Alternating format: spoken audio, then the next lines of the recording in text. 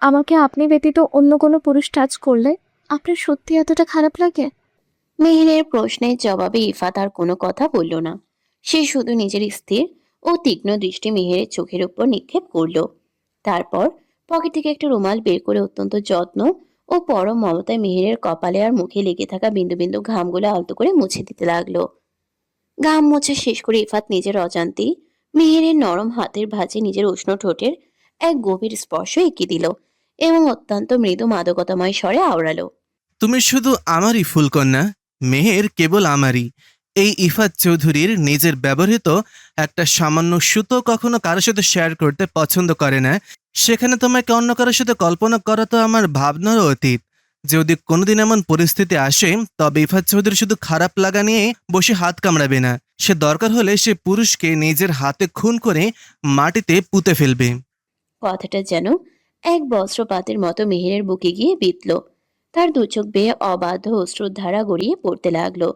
সে ইফাতের চোখের দিকে নিজের কাঁপতে থাকা চোখ দুটি স্থির রেখে এক বুক কাঁপানো প্রশ্ন করে বসলো।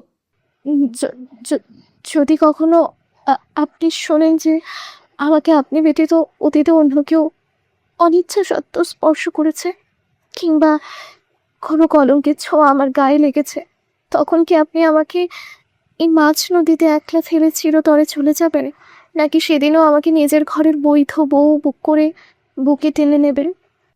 মেহেরের এই আকস্মিক ও রহস্যময় প্রশ্ন শুনে ইফাত এক মুহূর্তের জন্য সম্পূর্ণ স্তব্ধ হয়ে গেল। মেয়েটার অতীত জীবন সম্পর্কে তার বিন্দুমাত্র ধারণা নেই। তবে মেয়েটার চোখে সেই তীব্র আকুতি আর মনের ভেতরের লুকানো ক্ষতটা সে আজ ঠিকই বুঝতে পারল। ইফাত আর কোনো প্রশ্ন করে মেহেরকে ছোট করল না। সে এক ঝটকায় মেহেরকে নিজের কাছে টেনে নিয়ে তার মাথাটা নিজের চওড়া ও শক্ত বুকের মাঝে শক্ত করে চেপে ধরল। সে মেহেরের চুলে নিজের চিবুক ঠেকিয়ে ধীর কণ্ঠে বলল। ইফাত চৌধুরী কখনো ফাঁকা মুখে বড় বড় কথা বলে না ফুলকন্যা। সময় এলে সে নিজের ভালোবাসা হাতে কলমে প্রমাণ করে দেখিয়ে দেবে। আমার এই বুকে তোমার ঠাঁই আজীবন ছিল আর আজীবন বহাল থাকবে। ইফাত চৌধুরী কখনো কলঙ্কের দাগ ভয় পায় না। সে তোমার সাথে থাকার জন্য পৃথিবীর সকল কলঙ্ক নিজের গায়ে মাখতে রাজি। মেহের নিজের চোখ দুটো বুঝে পরম শান্তিতে ইফাতের বুকের ভেতরের দ্রুত চলতে থাকা হৃদস্পন্দন শুনতে লাগলো। সে নিজের দুই হাত দিয়ে ইফাতের শার্টটা শক্ত করে খামচে ধরলো। এই মানুষটাকে সে এখন নিজের জীবনের চেয়েও বেশি ভরসা করে। মেহের মনে মনে ভাবলো, ইফাত নিশ্চয়ই তার অতীতের সব অনিচ্ছাকৃত ভুল আর ক্ষতগুলোকে নিজের গভীর ভালোবাসা দিয়ে মাফ করে দেবে। তাকে কোনোদিনও মাঝপথে ফেলে চলে যাবে না। হঠাৎই সে ধরফরিয়ে বলে ওঠে। আমার মৌ কোথায়? গাড়ি থামান প্লিজ, আমার মৌ। রিল্যাক্স ফুলকন্যা, ভাবি বাসায় চলে গেছে। সো ভয় পেও না, আমি আছি তো। মেহের তার দিকে তাকিয়ে দীর্ঘশ্বাস ফেলল। তার মৌ ঠিক আছে এটাই জানার ছিল। এখন বুকের ভারটা কম মনে হচ্ছে। তাছাড়া উজান যেখানে আছে সেখানে মৌয়ের কোনো ক্ষতি হবে না। চৌধুরী বাড়ির সদর দরজা দিয়ে ঝড়ের গতিতে পাগলের মতো ছুটে ভেতরে এলো উজান। ঢাকা থেকে এত দূর পথ সে কিভাবে যে বাইক চালিয়ে এসেছে তা কেবল ওই উপরওয়ালাই জানেন। হন্তদন্ত হয়ে আশায় তার পুরো শরীর ঘেমে একাকার হয়ে গেছে। গায়ে সাদা ফর্মাল শার্টটি ঘামে ভিজে শরীরের সাথে লেপ্টে আছে, যার ফলে তার সুগঠিত শরীরের প্রতিটি ভাঁজ স্পষ্ট বোঝা যাচ্ছে। ভেতরে তাড়াহুড়ো করে ঘরে ভিতরে তাড়াহুড়ো করে ঢুকে আসার সময় উজান দরজা চোখাটে বার কয়েক হোঁচটও খেল, কিন্তু নিজের শরীরের সে ব্যথার দিকে বিন্দুমাত্র পরোয়া করল না সে। হাঁপাতে হাঁপাতে সে পরখ করলো পুরো বাড়িটা কেমন যেন নিস্তব্ধ স্তব্ধ হয়ে আছে। অথচ এই মৌ একাই পুরো বাড়ি নিজের চঞ্চলতায় মাতিয়ে রাখে। ওজান ড্রয়িং রুমের মাঝখানে দাঁড়িয়েই নিজের সর্বশক্তি দিয়ে চিৎকার করে উঠল। আম্মু, আমার বউ কই? ও আম্মু, আম্মু, আমার বউ কোথায় গেল? উজানের এমন মেঘনাদ সদৃশ চড়া কণ্ঠস্বর পেয়ে উপর থেকে আরিফুল চৌধুরী, মৌসুমী চৌধুরী এবং তুভা তড়িঘড়ি করে ড্রয়িং রুমে হাজির হলেন। আর ঠিক তখনই বাহির থেকে ইফাতও মিহিরও হন্তদন্ত হয়ে ভেতরে প্রবেশ করলো। কিন্তু উজান এই মুহূর্তে কারোর দিকে তাকালো না। কোনো কিছু দেখার মানসিকতাও তার নেই। সে সোজা নিজের বাবার সামনে গিয়ে রক্তচক্ষু নিয়ে দাঁড়ালো। ড্যাড, আমার বউ কোথায়? তুমি ওকে কেন ওর বাপের বাড়ি পাঠাচ্ছ? হ্যাঁ, আমি ওর লিগেল হাজবেন্ড। তুমি কি পারমিশন আমার থেকে নিয়েছো? নাওনি তো? তাহলে কোন অধিকারে আমার বউকে এভাবে বাড়ি থেকে ওর বাপের বাড়ি যেতে দিচ্ছ? আরিফুল চৌধুরী ছেলের এই তর্জন গর্জন ও রুদ্র মূর্তির দিকে বিন্দুমাত্রও পাত্তা দিলেন না। তিনি অত্যন্ত আয়েশ করে সোফায় গিয়ে আরাম করে বসলেন এবং খবরের কাগজটায় চোখ বোলাতে লাগলেন। ও যেন দাপট দেখিয়ে তার পিছু নিল। নিজের বাবার এমন চরম শান্ত আর ডোন্ট কেয়ার ভঙ্গি দেখে ও জানে সারা শরীর এবার রাগে কাঁপতে লাগলো। এমনিতেই এক পিচ্ছি তেরামুখ বউকে সামলাতে দিনরাত তার হিমশিম খেতে হয়, আর এখন তার উপর জুটেছে এই বাবা নামক এক মির্জাফর। উজান এবার বাজখায় মেজাজে গর্জে উঠে বলল। ড্যাড, কথা বলছো না কেন তুমি? আমার বউ কই? আরিফুল চৌধুরী আবারও এমন একটা ভাব নিয়ে বসে রইলেন যেন কিছুই হয়নি। তার সামনে কোনো মানুষ নয়, বরং একটা মাছি ভনভন করছে। উজান এবার ধৈর্যের শেষ পাত্রকও চূর্ণ বিচূর্ণ হয়ে গেল। সে রাগের মাথায় এক ঝটকায় ডাইনিং টেবিলের সামনে গিয়ে দাঁড়িয়ে কড়কড় শব্দে টেবিলের উপর থাকা গ্লাস, প্লেট ও পানির জগ সহ সমস্ত জিনিসপত্র মেঝেতে আছাড় মেরে উল্টে ফেলে দিল। কাঁচ ভাঙার তীব্র শব্দের মাঝেই সে সিংহের মতো রাগান্বিত কণ্ঠে হুঙ্কার তুলল। বিয়ে করিয়ে দিয়ে আমার বউকে আবার শ্বশুর বাড়ি কেন পাঠাচ্ছ? আমি এখন বউ ছাড়া কিভাবে থাকবো? আমার বউ চাই, বউ দাও তাড়াতাড়ি। আল্লাহ গো, আমার বউ কই? ছেলের মুখে ড্যাডের বাচ্চা ড্যাড এবং এই নজিরবিহীন পাগলামি দেখে আরিফুল চৌধুরী এবার একটু মনোযোগ দিলেন। দেয়া গুজান, তোর সাথে এই ফালতু বিষয়ে আমি অযথা সময় নষ্ট করতে চাই না। তুই তো আমার মামনিকে নিজের বউ বলে মানিসই না। তবে এখন হঠাৎ এত বউ বউ করে কেন চিল্লাছিস? হয় আমি ওকে ওর নিজের ভালোর জন্য বাপের বাড়ি পাঠিয়ে দিছি। ভালো? কিসের ভালো? হ্যাঁ, তুমি যাকে মামুনি বলছো সে আমার বিবাহিতা বউ। আমার পারমিশন ছাড়া ওর ভালো চাওয়ার অধিকার তোমাকে কে দিয়েছে ড্যাড? আমার বউ ভালো থাকবে না মন্দ থাকবে তা আমি নিজে দেখে নেব। তুমি কেন মাঝখানে থেকে ওকে বাপের বাড়ি পাঠাবে? বউ কই আমার? তাড়াতাড়ি বলো। তিনি নিজের খবরের কাগজটা পাশে রেখে গলার গম্ভীর ভাবটা বজায় রেখে উত্তর দিলেন। ঠিক সেই মুহূর্তে উপরে সিঁড়ির দিকে সবার নজর গেল। দেখা গেল মৌ এবং তার বাবা সিঁড়ি দিয়ে একটি ট্রলি ব্যাগ হাতে নিয়ে ধীর পায়ে নিচে নেমে আসছেন। মৌয়ের গায়ে জড়ানো এক অপরূপ লাল টুকটুকে বেনারসি শাড়ি, ঠিক যেন এক নতুন বইয়ের সাজে সে চিরতরে এই চৌধুরী বাড়ি থেকে বিদায় নিয়ে চলে যাচ্ছে। মৌকে লাল শাড়িতে দেখেই উজানের বুকের ভেতরটা মোচড় দিয়ে উঠল। সে বিদ্যুৎ গতিতে মৌয়ের দিকে এগিয়ে যেতে চাইল, কিন্তু মৌ অমনি উজানের উপস্থিতি টের পেয়ে এক ঝটকায় অন্যদিকে সরে গেল। তাড়াহুড়ো করে এগোতে গিয়ে উজান সোফার কোণে পায়ের বুড়ো আঙ্গুলে খানিকটা তীব্র ব্যথা পেলেও মুখ ফুটে কোনো শব্দ করল না। মৌ এবার নিজের চোখের জল আড়াল করে এক বুক অভিমান আর পাঁচখাই মেজাজ নিয়ে উজানের দিকে না তাকিয়ে চেঁচিয়ে বলে উঠল। আপনাকে বলেছি না আসবেন না আপনি আমার কাছে, তবু কিসের অধিকারে আসেন আপনি? আব্বু চলো, ওনার একটা কথাও শুনবো না আমি। উজান মোয়ের কোনো বারণ, কোনো নিষেধের তোয়াক্কাই করল না। সে আরো এক ধাপ এগিয়ে গিয়ে মোয়ের সাথে ঘনিষ্ঠতা কয়েক গুণ বাড়িয়ে দিল। তার দুই হাত দিয়ে মোয়ের কাঁধ চেপে ধরে চোখের দিকে তাকিয়ে অত্যন্ত কাতর স্বরে প্রশ্ন ছুড়ে দিল। পিচ্ছি, ট্রাই টু আন্ডারস্ট্যান্ড। প্লিজ এমন পাগলামি করো না। আমি তোমায় ছাড়া কিভাবে থাকবো বলো তো? চলে যেও না প্লিজ। তোমার যা চাই, তুমি যা আবদার করবে সব এনে দেবো। তবু আজ এভাবে চলে যেও না প্লিজ। মো উজানের এই আকুল মিনতির একটি কথাও কান দিয়ে শুনল না। তার মনের ভিতর জমে থাকা অভিমানের পাহাড় আজ তাকে বড্ড অন্ধ করে তুলেছে। সে জেনে শুনে দরজার দিকে পা বাড়াতেই উজান এক বিশাল দেয়াল বা ঢাল হয়ে তার সামনে এসে দাঁড়িয়ে গেল। মৌ ও পাশ দিয়ে যাওয়ার অনেক চেষ্টা করলো, কিন্তু যখন দেখলো সব চেষ্টা বৃথা যাচ্ছে, তখন সে নিজের জেদ ধরে রাখতে এক অভাবনীয় কাণ্ড করলো। নিজের গায়ের বেনারসি শাড়ির আঁচলটা কোমরে শক্ত করে গুজে নিয়ে সে নিজের সর্বশক্তি দিয়ে উজানকে ধাক্কা দিল এক। কিন্তু উজান মোয়ের সেই পুতুলের মতো ধাক্কায় এক চুল পরিমাণও নিজের জায়গা থেকে সরল না। উল্টো সে মোয়ের দুটো হাত নিজের শক্ত হাতের মুঠোয় শক্ত করে আঁকড়ে ধরে রাখলো। ঠিক তখনই মোয়ের বাবা দীর্ঘ পা ফেলে তাদের সামনে এসে দাঁড়ালেন। নিজের শ্বশুরমশাইকে সামনে দেখে উজান চট করে মোয়ের হাত ছেড়ে দিয়ে সোজা হয়ে দাঁড়িয়ে একগাল হেসে বিনয়ের সাথে সালাম ঠুকলো। আসসালামু আলাইকুম শ্বশুর আব্বা। মোয়ের বাবা জামাতার এই আকস্মিক রূপ দেখে মনে মনে বেশ চমকালেন।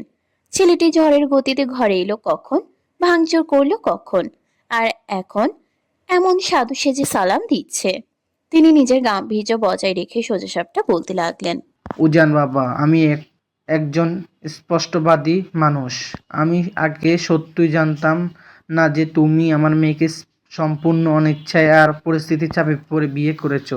মনে রেখো বাবা, আমার মেয়ে আমার মাথার বোঝা নয়, ও আমার মাথার মুকুট। আর আমার যেদিন বেঁচে বেঁচে থাকবো ততদিন আমার মুকুটের সম্মানহানি হতে দিব না। আমার মেয়েটাকে তোমার মনে নাই ধরতে পারে, কিন্তু ভালোবাসাহীন এক চাদরের নিচে অবহেলায় যে ওকে তোমার কাছে ফেলে রাখবো, আমি তেমন বাবা নই।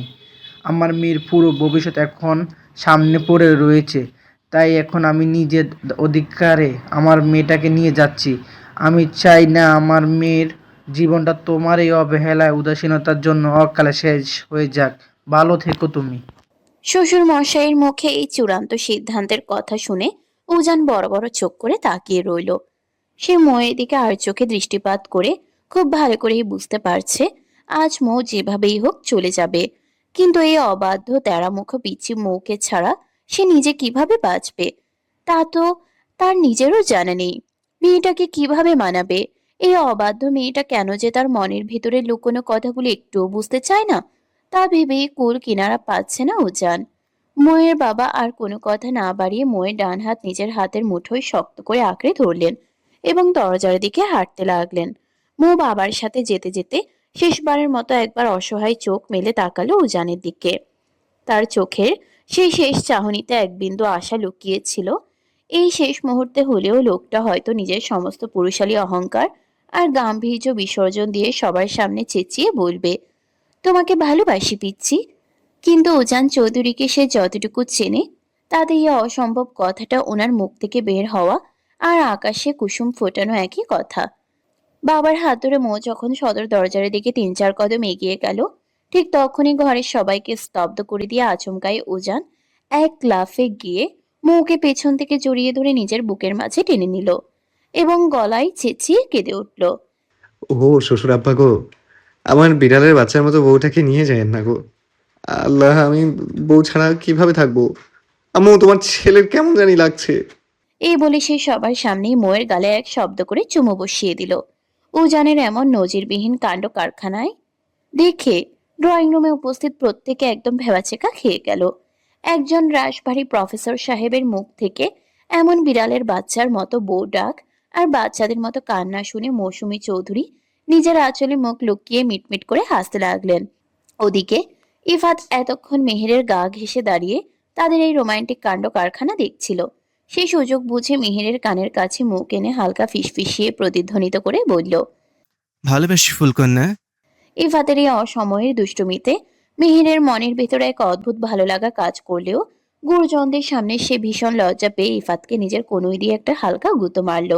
বাড়ির বাকি সকলে হয়তো উজান আর মোয়ের এই ঝগড়া দেখছিল, কিন্তু উজানের এই নতুন রূপটি সবার কাছেই বড্ড অদ্ভুত নতুন লাগছিল। এরই মাঝে মো উজানের এই শক্ত বাহুডোর থেকে নিজেকে সরিয়ে নেওয়ার জন্য ছটফট করে মরিয়া হয়ে উঠল। মোয়ের এই অবাধ্যতায় উজান বড্ড বিরক্ত হলো। সে মৌয়ের কোমর আরো শক্ত করে জড়িয়ে ধরে ধমকে সুরে বলল, এই পিচ্ছি, এমন কেঁচোর মতো মোচামুচি করছো কেন? হ্যাঁ, শান্ত হয়ে দাঁড়াও। তুমি কি মনে করেছো? হ্যাঁ, তুমি চলে যেতে চাইলেই আমি তোমাকে ডানা মেলে উড়ে চলে যেতে দেবো? উজান চৌধুরী নিজের বউ ছাড়া এক সেকেন্ডও থাকতে পারে না। জাস্ট মাথায় ঢুকিয়ে নাও, তোমাকে লাগবে তার। এরপর উজান নিজের চোখে সানগ্লাস ঠিক করে মোয়ের বাবার দিকে তাকিয়ে ধীরে ধীরে অদ্ভুত সুরে বলে উঠল, ডিয়ার শ্বশুর আব্বা, আপনি মানুষটা কিন্তু বিন্দুমাত্র ভালো নন।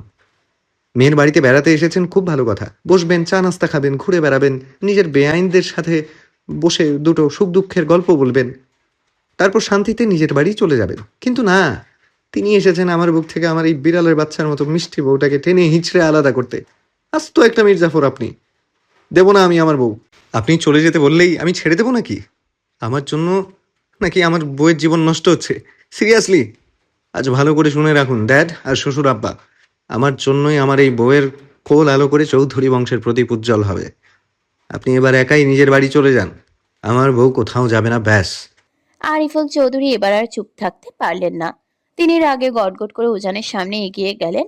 এক ঝটকায় মুখে উজানের বুক থেকে টেনে সরিয়ে নিজের পেছনে নিয়ে বেশ কর্কশ কণ্ঠে ছেলেকে ধমকে উঠলেন, উজান, অনেক ফাজলাম হয়েছে, এবার এই ফালতু ইয়ার্কি বন্ধ কর। মামনি, তুমি চলো আমার সাথে। কিন্তু উজানও দমবার পাত্র নয়। সে চোখের পলকে তার ক্ষিপ্রতা খাটিয়ে আবারও মৌকে নিজের চড়া বুকের মাঝে টেনে নিল এবার তাদের দুজনের মাঝে দূরত্ব বিন্দুমাত্র অবশিষ্ট রইল না। মোয়ের লাল বেনারসির আঁচল উজানের সাদা শার্টের বোতামে আটকে গেল। মো শুধু ফ্যালফ্যাল করে উজানের এই অভূতপূর্ব কাণ্ড কারখানা দেখছিল। সবার সামনে উজানের এমন বেহায়াপনা সে আর সহ্য করতে পারছিল না। মো এবার বুক কাঁপানো এক চিৎকার দিয়ে উজানের দিকে তাকিয়ে কেঁদে উঠল। ছাড়ুন আমায় নির্লজ্জ পুরুষ, থাকবো না আমি আপনার মতো এক নিষ্ঠুর মানুষের সাথে, করবো না আমি আপনার ওই ছাইপার সংসার। মুখে যখন কোনোদিন নিজের বউ বলে সম্মান দিতে পারে না, তাহলে আমি কিসের লোভে কেন এই বাড়িতে পড়ে থাকবো? হ্যাঁ, থাকবো না আমি একটু। আপনি তো ভালোই বাসেন না আমায়, তাহলে আজ কিসের অধিকার এভাবে পথ আটকে দাঁড়িয়েছেন? আপু চলো তুমি, ওনাকে ওনার ইগো নিয়ে একলা চলতে দাও। যাকে ভালোবাসে তাকে নিয়েই থাকুক সে।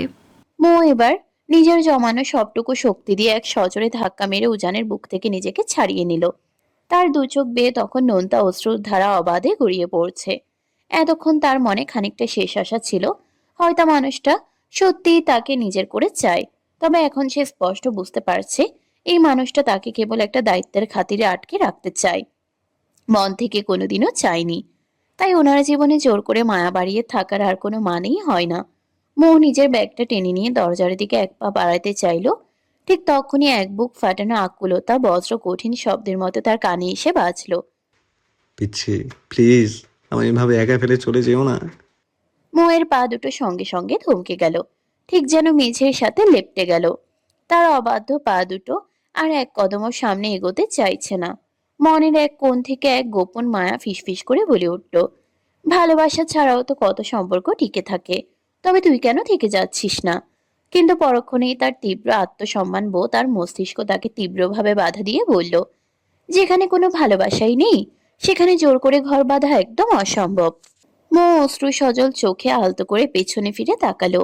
সে দেখলো উজান একরাশ অসহায় দৃষ্টি নিয়ে তার দিকে চেয়ে আছে। সেই চাউনি দেখে মৌয়ের বুকের ভেতরটা কেঁপে উঠল। উজান চৌধুরীকে এতটা অসহায় অবস্থায় সে নিজের জীবনে কখনো দেখেনি। কিন্তু একটা নামহীন উপেক্ষার সম্পর্কে তো সে আর সারা জীবন বন্দি থাকতে পারে না। তাছাড়া উজান তো মনে মনে অন্য কাউকে ভালোবাসে। তাহলে আজ তাকে কেন এত মায়া দেখিয়ে থেকে যেতে বলছে? উজান বরং তার সে কাঙ্ক্ষিত ভালোবাসার মানুষকে নিয়েই নতুন করে সুখে ঘর বাঁধুক। মৌ নিজের দু চোখের নোনতা জলটুকু হাত দিয়ে মুছে ঠোঁটের কোণে এক চিলতে বিষণ্ণ মুচকি হাসি ফুটিয়ে তুলল। এমন করে অবুঝের মতো কেন বলছেন প্রফেসর সাহেব? আমি আপনার জীবন থেকে চিরতরে চলে যাচ্ছি, এতে যে আজ আপনার সবচেয়ে বেশি খুশি হওয়ার কথা। আপনার পথের কাঁটা তো দূর হলো। আপনি এখন কোনো বাধা ছাড়াই আপনার সেই পুরনো ভালোবাসাকে নিজের করতে পারবেন। তাকে নিয়ে মনের মতো করে নতুন করে সংসার সাজাতে পারবেন। তাহলে আজ আমার জন্য এত কিসের আকুতি আপনার? কিসের এত লোক দেখানো নাটক? আমি কখনোই আপনার জীবনের বোঝা হয়ে থাকতে চাইনি, আর না চেয়েছি আপনার কোনো কষ্ট দিতে আপনাকে। আমি জানি এই কয়দিনে আপনাকে বড্ড বেশি জ্বালাতন করেছি আমি, আর তার জন্য আমি সরি, সত্যিই সরি। আমি কথা দিচ্ছি আর কখনো কোনোদিনও আপনাকে বিরক্ত করবো না, এই চৌধুরী বাড়িতে আসবো না আর। অনেক ভালো থাকবেন আপনি। মৌ নিজের মুখের কথা শেষ করেই উল্টো ঘুরে সদর দরজার দিকে চূড়ান্ত পা বাড়ালো। সে যেই মাত্র এক কদম এগিয়ে গেল, ঠিক তখনই ঘরের সবাইকে স্তম্ভিত করে দিয়ে বিদ্যুৎ গতিতে উজান ছুটে গিয়ে সরাসরি মোয়ের সামনে হাঁটু গেড়ে বসে পড়ল। আচমকা এই কাণ্ডে নিজের অজান্তেই মোয়ের লাল শাড়ির পায়ের পাতাটা উজানের সুগঠিত হাঁটুতে গিয়ে ঠেকল। উজান মোয়ের দিকে পরম আবেশে মাথা নিচু করে সামান্য ঝুঁকে পড়ল। তারপর নিজের পকেট থেকে জাদুকরের মতো এক ডায়মন্ডের আংটি বের করে মোয়ের চোখের সামনে তুলে ধরল। তার চোখ দুটো তখন ভালোবাসার গভীর নেশায় বুঁদ হয়ে আছে। সে অত্যন্ত আদুরে ও নিরেট স্বরে পুরো কক্ষে নীরবতা ভেঙে আওড়াতে লাগলো। ভালোবাসি, ভালোবাসি, ভালোবাসি। তাসফিয়া মৌ অনলি মাই প্রপার্টি। আমার 3 কবুল বলে বিয়ে করাবো। আমার ঘরণী, আমার রমণী, আমার অর্ধাঙ্গিনী, প্রফেসর উজান চৌধুরীর প্রিয় ওয়াইফি। আপনাকে অসম্ভব রকম ভালোবাসি মিসেস উজান চৌধুরী। মৌ নিজের দু চোখ বড় বড় করে একদম হা করে বোকার মতো তাকিয়ে রইল। উজানের মুখে এত সব ডায়লগ শুনে তার মাথার সমস্ত শিরা যেন একসাথে কাজ করা বন্ধ করে দিল। সে নিজের 17 বছরের জীবনে ছেলেদের থেকে অনেক প্রপোজাল পেয়েছে, কিন্তু এই ভরা মজলিসে নিজের বাবার সামনে বরের দেওয়া এমন পাগল করা প্রস্তাব সে কখনো কল্পনাও করেনি। আর সবকিছুর চেয়ে বড় কথা, এই কঠোর মনের লোকটা সত্যিই তাকে এত গভীর থেকে ভালোবাসে। তাকে আজ সবার সামনে শুধু নিজের বউ বলেই স্বীকার করেনি, বরং নিজের অর্ধাঙ্গিনীর সর্বোচ্চ স্বীকৃতিটুকুও দিয়ে দিল। উজানের এমন অভূতপূর্ব কাণ্ড দেখে ড্রয়িং রুমে উপস্থিত মেহের, ইফাত, মৌসুমী চৌধুরী থেকে শুরু করে মৌয়ের স্পষ্টভাষী বাবা পর্যন্ত সবাই একদম চমকে পাথরের মতো তাকিয়ে রইলেন। তারা কেউ এই মুহূর্তে বুঝে উঠতে পারছে না যে তারা কোনো মধুর স্বপ্ন দেখছেন নাকি বাস্তবে চিত্র চোখের সামনে দেখছেন। মৌ তখনও কোনো নড়চড় না করে আগের মতোই কাঠের পুতুলের মতো স্তব্ধ হয়ে দাঁড়িয়ে রইল। উজান এবার হঠাৎ নিজের মুখটা সামান্য তুলে তাকালো। মৌকে ওভাবে থতমত খেয়ে বোকা বনে যেতে দেখে তার ঠোঁটের কোণে এক মনকাড়া প্রশান্তির হাসি ফুটে উঠল। অতঃপর সে খানিকটা অভিমানী গলায় ফিসফিস করে বলল, কি হলো মিসেস চৌধুরী?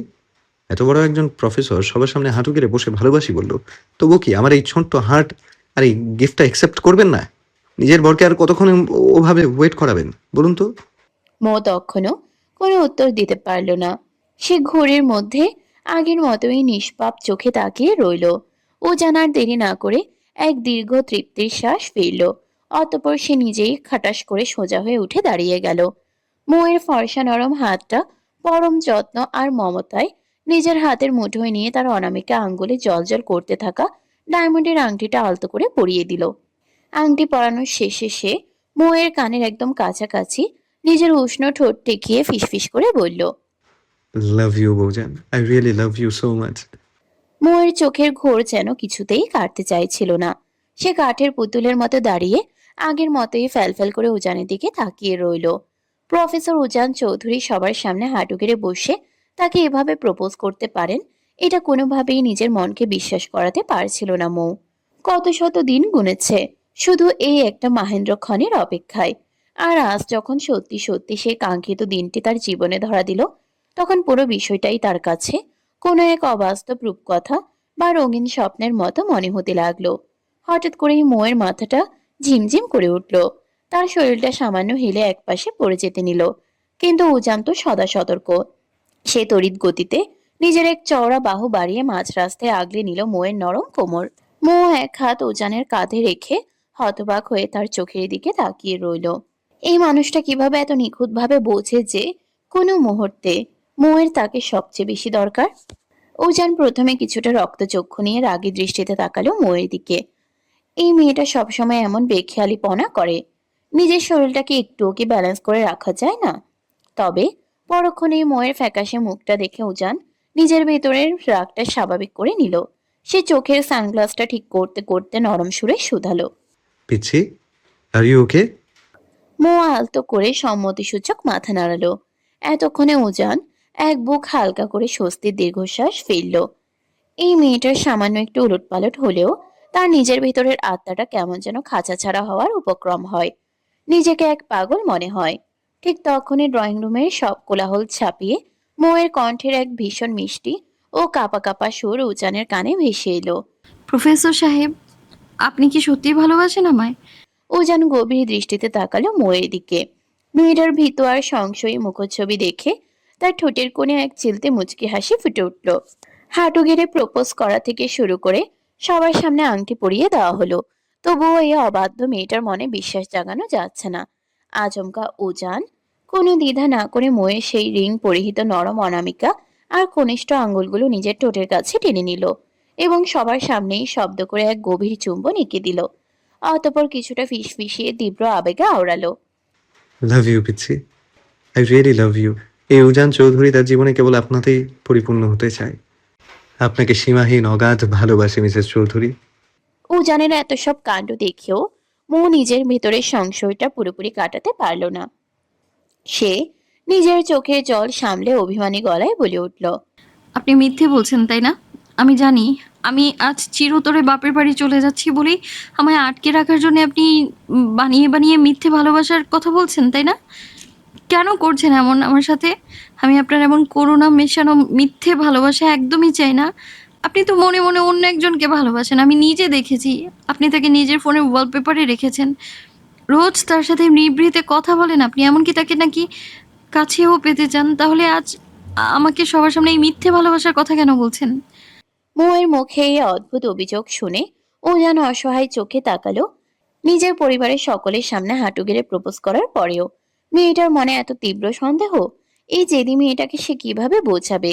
যে তার পুরো পৃথিবীটা জুড়েই এখন কেবল একটা মানুষেরই রাজত্ব।